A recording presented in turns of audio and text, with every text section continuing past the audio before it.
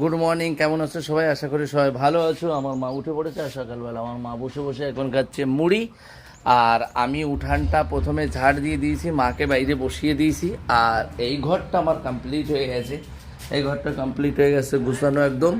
আর এই ঘরটা আমাকে এখন ঝাড় দিতে হবে পুরোটা।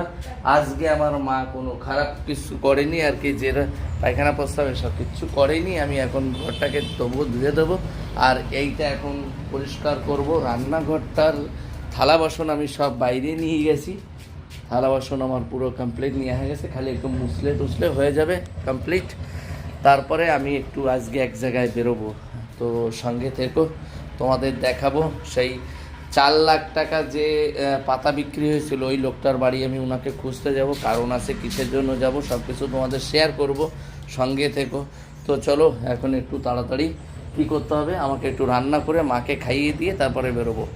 বেরিয়ে তারপরে বাড়ি আসবো, বাড়ি এসে তারপরে সব কিছু করবো। তো চলো আগে কাজ বাজ করে নিই। সবাই ভালো থেকো, সারাদিন সাথে থেকো, তোমাদের কাছে শেয়ার করব কি করতে থাকি না করতে থাকি। ঠিক আছে, ওকে, বাই। এটা